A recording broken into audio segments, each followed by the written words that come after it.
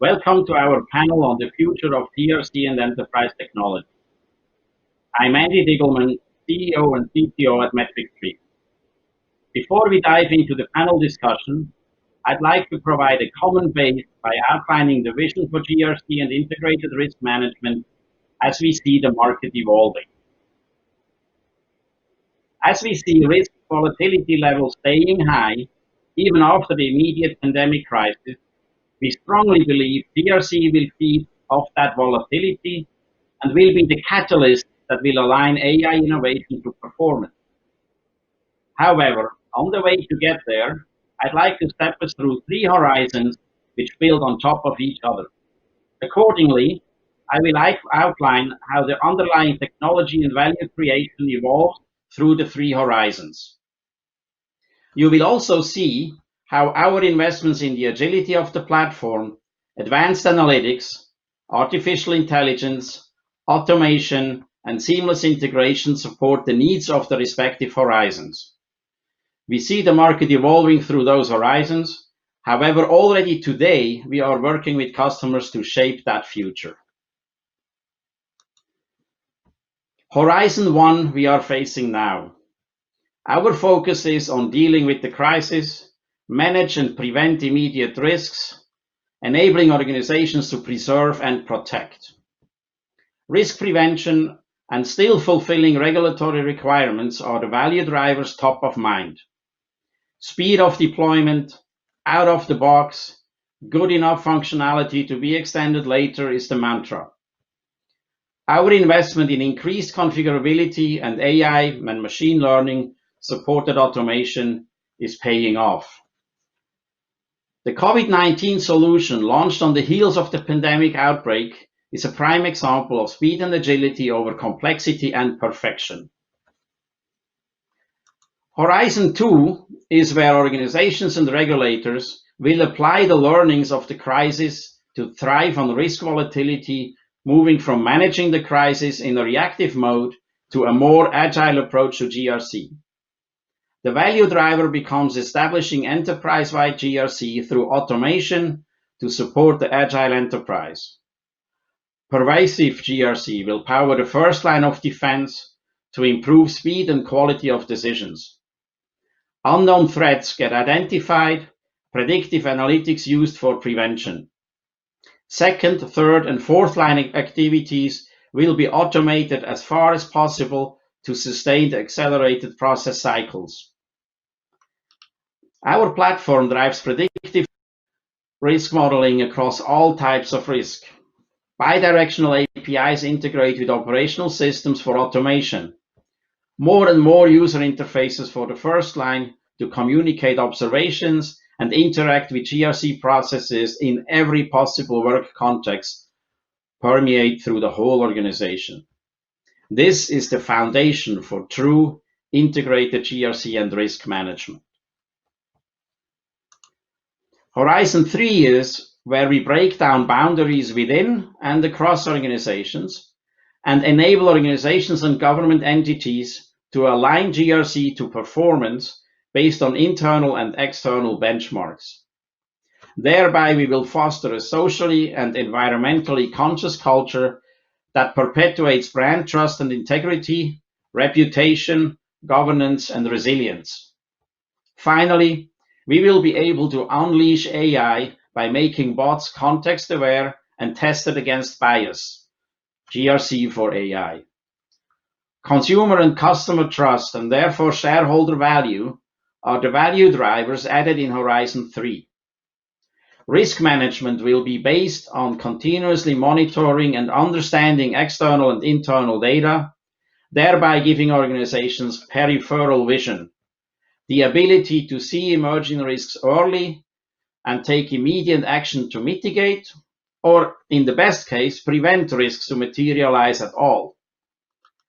The enabling technology will be the GRC Hub, our next generation integrated platform that facilitates exchange, analysis, and data enrichment across organizations.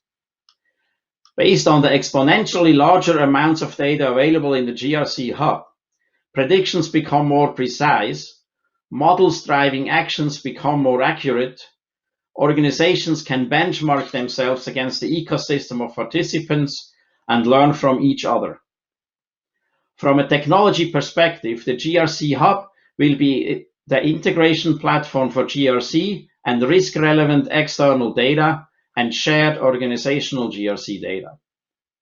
It will execute predictive modeling and deep learning algorithms across the big data gathered and offer the results as a service to participating organizations, either in the form of benchmark data or in the form of models that can drive operations inside the participating organizations.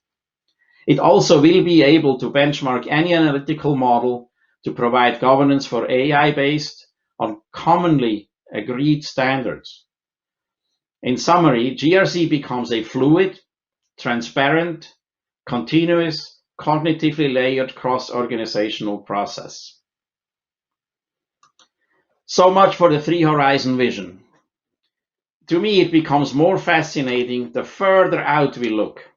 However, let me quote the former German Chancellor Helmut Schmidt, when right after his first election, a young and eager journalist asking about his vision for Germany. He answered, "Young man, if I have visions, I go see my doctor." Now, instead of seeing my doctor, I felt it would be much more interesting for all of us to put the vision outlined in front of a distinguished panel of practitioners from leading organizations that work with us today on the future of GRC and integrated risk management. Let me please welcome Gavin A. Grounds, Executive Director, Information Risk Management and Cybersecurity Strategy at Verizon, and Prasad Sabineni, Managing Director, Head of Enterprise Technology Solutions at Citi Financial Services.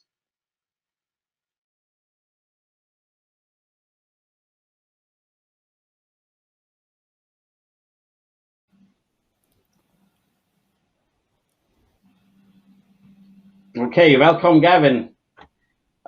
For the benefit of our audience, why don't you answer my first question, which is, who is Gavin Grounds? Sure. So Gavin Grounds, I'm actually the Executive Director at Verizon, leading cybersecurity strategy for Verizon and also information risk management. As you can tell by the accent, I'm here in Austin, Texas right now. We're working out of our corporate offices. And now welcome Prasad. Also, for the benefit of our audience, who is Prasad Sabineni? Good morning, good afternoon, and thank you, Andy, and a pleasure to have you here, Gavin. I'm a managing director in technology at Citibank, and I oversee the enterprise functions of risk, HR, finance, internal audit, and controls, and the technology functions of those functional areas. Prior to joining Citi, I spent 16 years between Lehman Brothers and Bear Stearns. So any firm I leave, it doesn't exist. All right, so I hope you will be preserving for Citi then. Prasad, I think Citi is a very sophisticated organization, which probably has dozens, if not hundreds, of systems, applications, and data sources that you have to herd to get a true view of risk in the organization. I mean, given our experiences at Citi, what do you think is going to be the evolution of the integrated risk platform? What have you learned from the high velocity transactional risk programs that you were coming from the trading floor that you bring to the Citi enterprise GRC?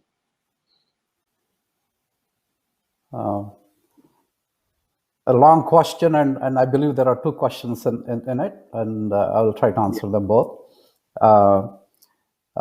Risk management has evolved over the years in the financial services industry, and I can relate to my own journey, starting off with market risk, credit risk, operational risk, to compliance risk, and liquidity risk, and so on and so forth. And along with the risk management evolved the risk technology, and catering to those functions, maybe as a one-off situation, or addressing that particular function, if you will.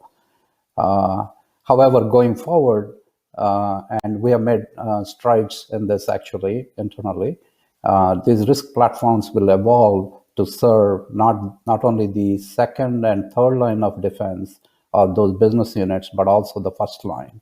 And that's where we are heading in terms of evolving these platforms.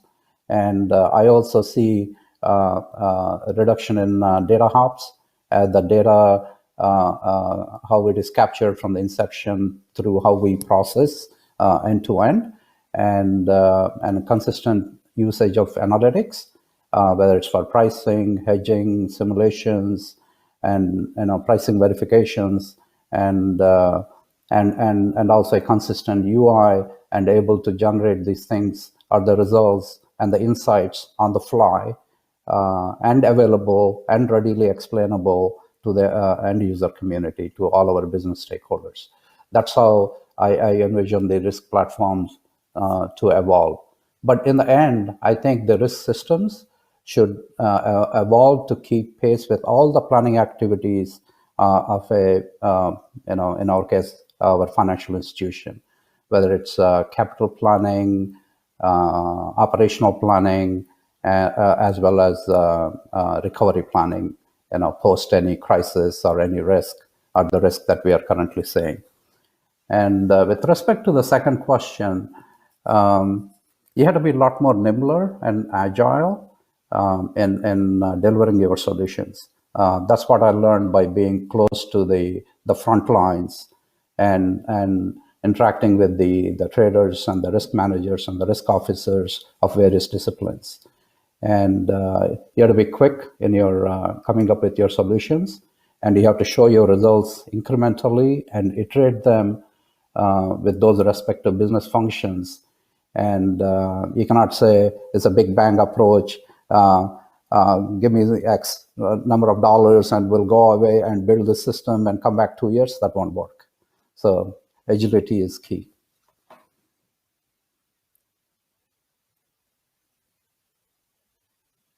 Quantitative information that you are pulling together and that you are delivering back to the front line. How do you see the evolution of qualitative risks, which show up more on the operational risk side? How is this balancing out?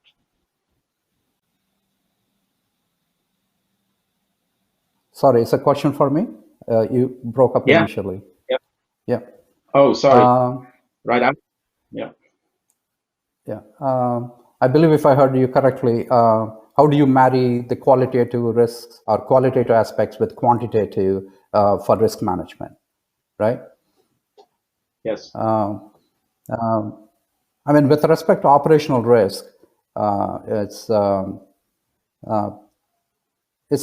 quantitativeness actually works as a checker, if you will, because in operational risk, you have various business line officers and the second lines, first lines coming up or assessing their own business units, and the second line assessing them. They might say that they're very good at running their business units, and they may give themselves higher ratings and assess themselves to be the best of the breed.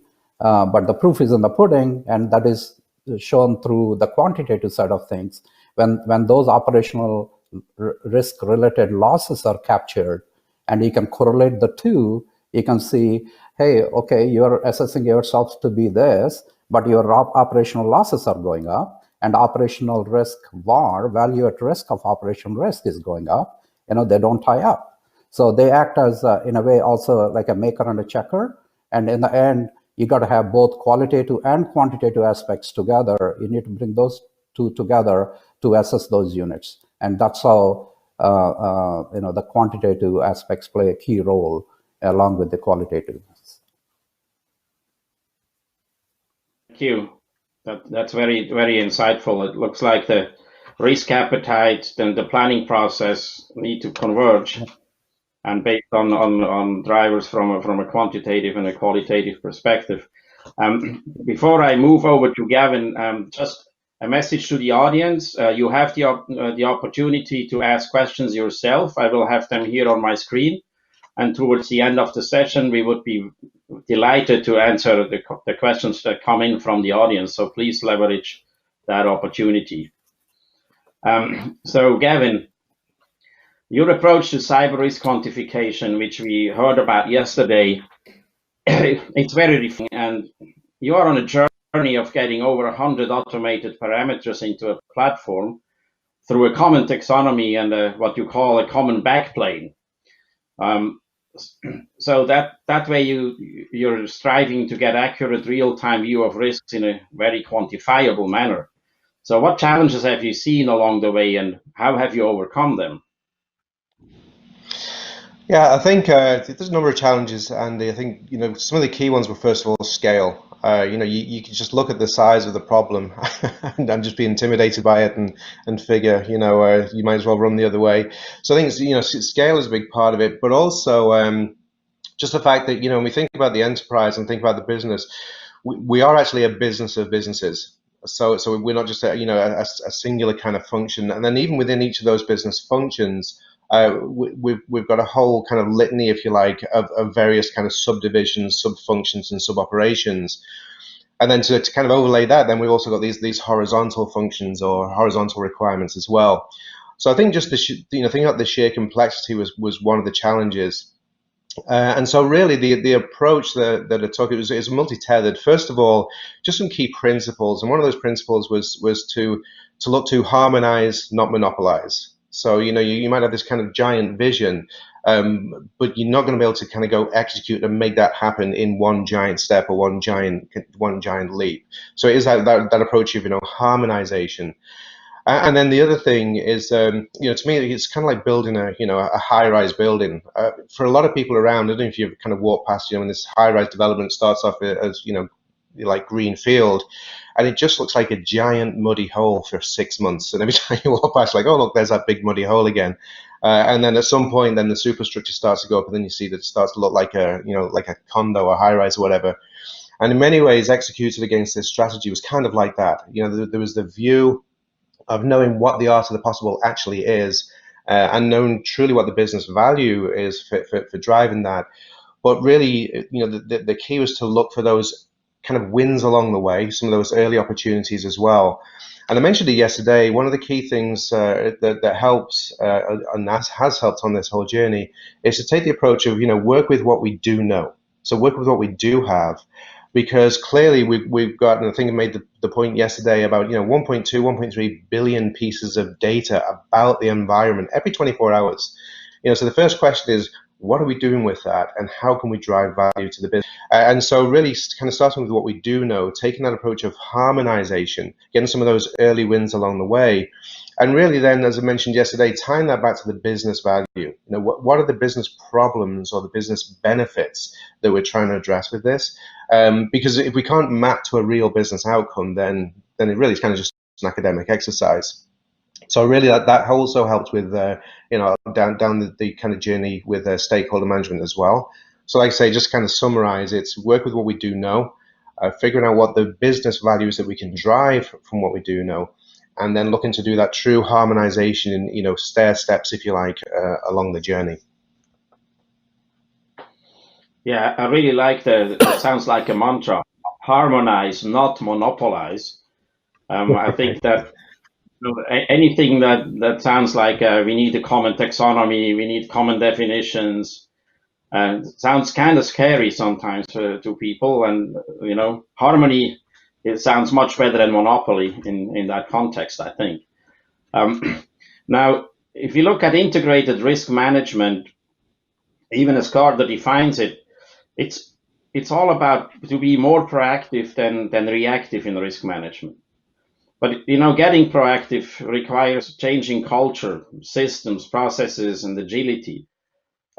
With organizations of your size and complexity, Verizon and Citi, what are the top 2 or 3 anchor points that you can use to get buy-in from those many stakeholders to make this journey happen. My assumption is just talking about harmony might not be enough to get to that level of a culture change. Maybe Gavin?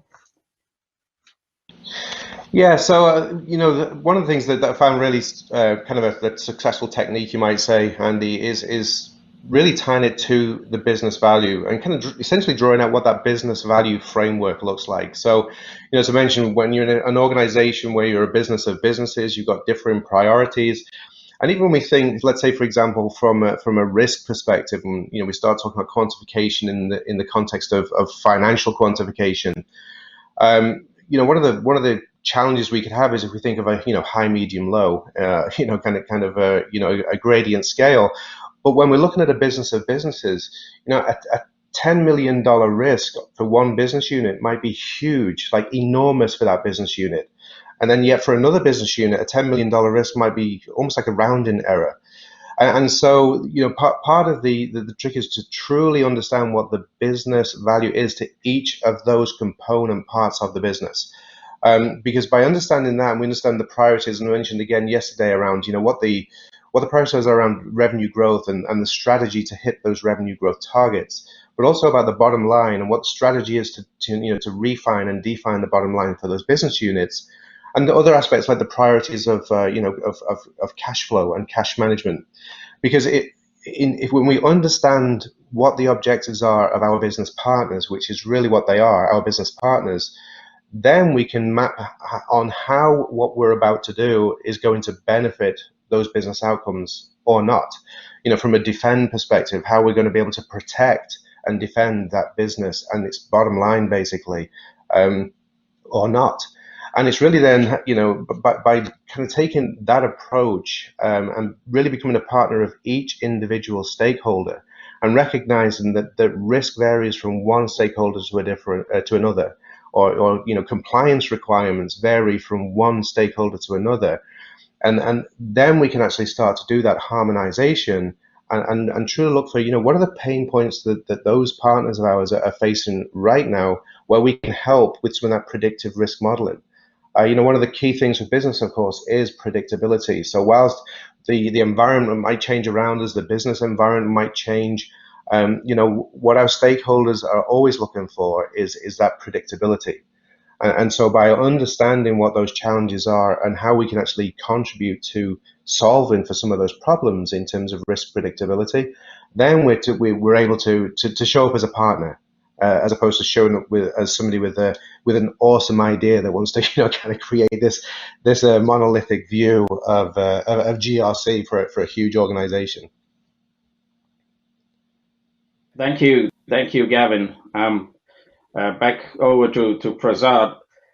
How is Citi driving more proactive risk management, as it is in everybody's vision these days? I mean, Gavin articulated pretty well in terms of the risk profile nature and the risk rewards, and how you measure, monitor, and manage those risks, if you will, right? To me, and given that I'm a technologist, throwing technology at a problem is reactive, right? You have to really understand the business processes end to end and the interconnectedness and the interdependencies between various functions and so you can really standardize or simplify first, and then standardize and optimize those processes before you write a single line of code. Otherwise, you're building this fragmented, disparate technology systems or technology in support of those business units without having that end-to-end vision. I think to me that is being proactive. Obviously, you need to build in all the advances in technology and the algorithms that we've been using and we just started to use in many areas, and the predictability nature of those models and what have you. I mean, to me, that's proactiveness.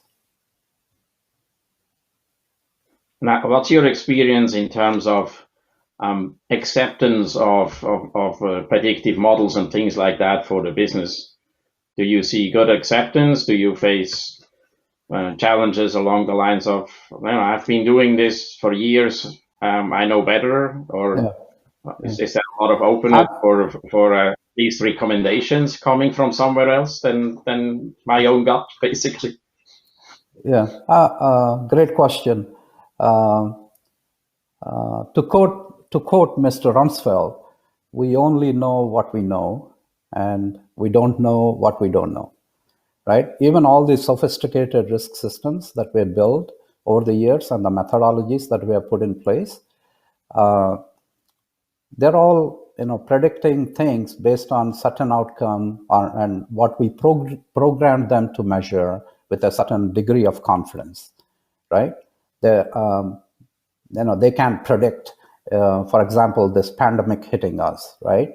And within the confines of what we designed them to measure and come up with those risk profiles and calculate those risks, they can only do what we program them to know, as opposed to what is truly unknown that could be hitting us.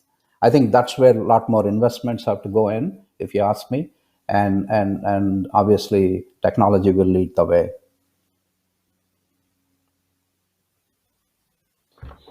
Yeah, that makes sense. Thank you. Thank you, Prasad.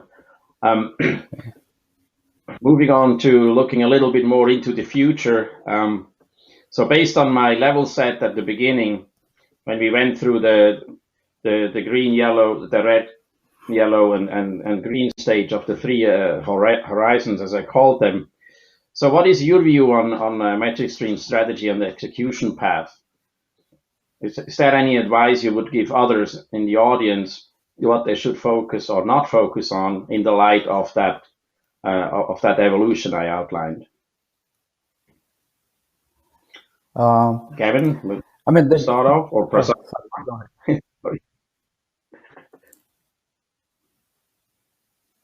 Go ahead, Prasad. You're already right there with the thoughts. You go first. The way the GRC industry has evolved, it's a lot more about qualitativeness and qualitative aspects, and that's what the GRC industry has addressed across various disciplines and across those functions of our lines of business. I think there need to be a little bit more sophistication and coupling qualitative aspects with the quantitative aspects of measurement, and as I explained earlier, maybe as the quantitative aspects act as a checker, if you will, on the maker, right? Those kind of things we need to build or bring into the GRC systems to evolve them further. Yes. Yeah, and just a thought on that. The way you laid out, Andy, between Horizon 1, Horizon 2, Horizon 3. A couple of things on that. First of all, I think it's a good way to think about it, in the sense it is a journey. It's kind of a constant state of improvement, basically. And also, I like the fact that you use the word horizon, because interestingly, no matter how far you go and how fast you go, you're still heading towards the horizon. So you've got Horizon 3, and then you're going to have Horizon 4, and you're going to have Horizon 5. So it absolutely, is a journey.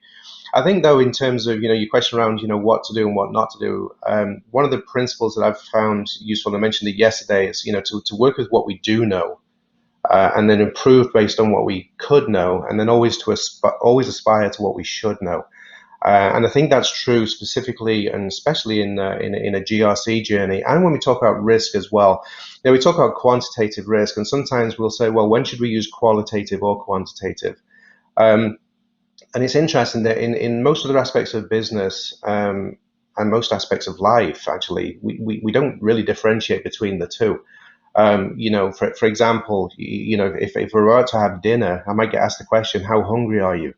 Well, pretty hungry, it's like starving, or it might be more specific, say, how many potatoes would you like?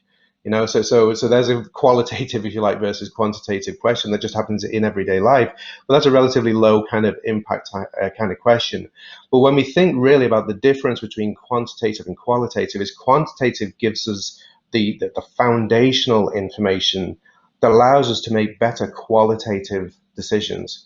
Another way to think about that is the qualitative aspect is almost like the human layer, but those decisions are based on facts. And the more telemetry that we have around the facts that we're making decisions on, then the more meaningful and the more useful not only the risk-based decisions we'll make, but also the ability to predict decisions. Even when we think about, obviously COVID-19 is like, a hot topic for everybody right now. And we are in unprecedented times, but when we think about it from a business resiliency perspective, the main thing that kind of changed is the method. So some of our risk models might have talked about service outages or systems outages or our whole kind of business continuity plan, but what changed was the method. And the method in this case was obviously a pandemic that has really pressure tested all of those controls, pressure tested all of those processes for continued business and recovery, and even our revenue stream predictions and forecasts. So it's kind of pressure tested those, but it's really not the first time. We had obviously we've had pandemics in the past, and so when we think about that journey that you've described, Andy, I think it really does come into that, really focusing on the next horizon, but recognizing that there's always going to be the horizon beyond. And so therefore, picking those tactical things that we can do right now that take us in the direction, as we head towards each of those subsequent horizons. Yeah, that makes sense. It's whenever you get over a hump, you see the next one, right? I mean, that's basically the continuous improvement or evolution. Now, if I look a little bit forward, I'm personally convinced there is a tremendous amount of opportunity in leveraging the data across organizations. It will make models more precise. It will allow us to benchmark, to compare, and to continuously improve our operations based on what others are doing. However, that's a question for both of you is, do you think that companies will increasingly collaborate on the risk information, qualitative and quantitative, or will they continue to try mainly to leverage their own information for competitive advantage?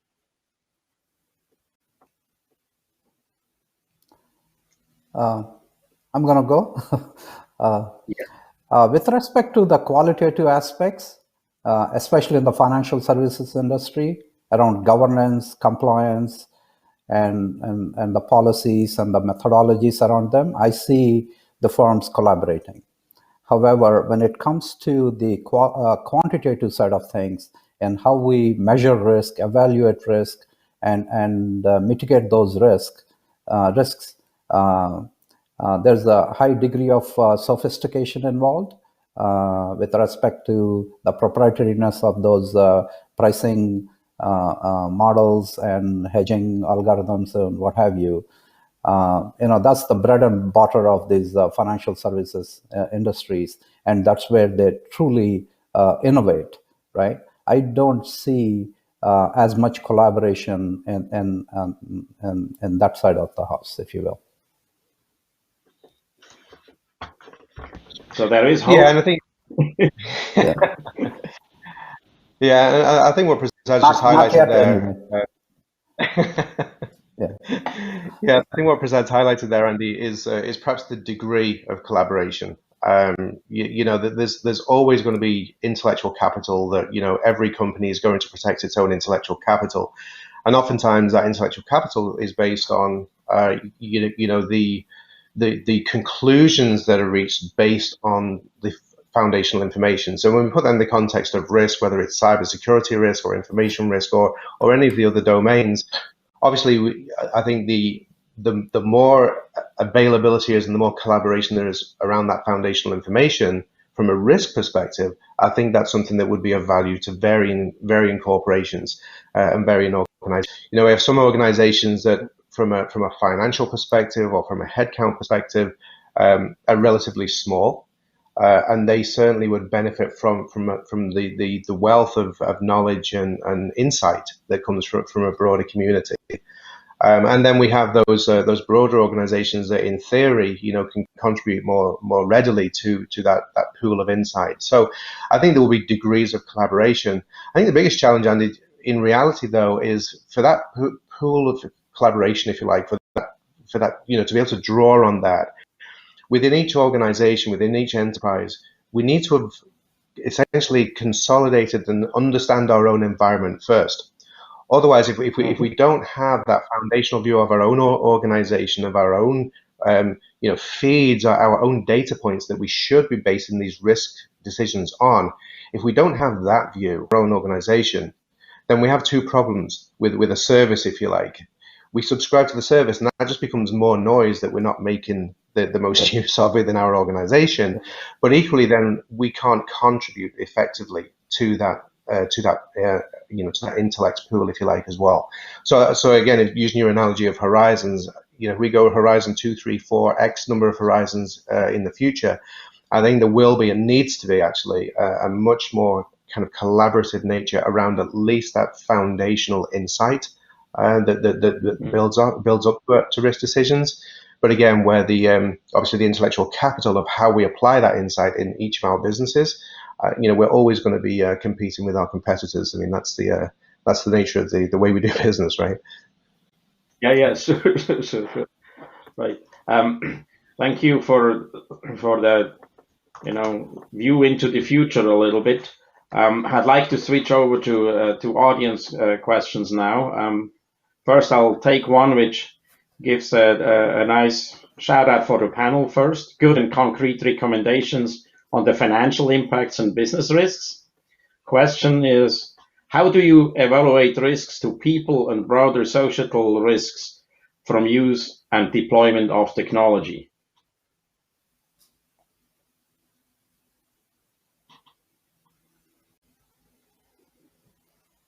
I think this is probably in the context of the changes we have seen in the workplace now over the last several months.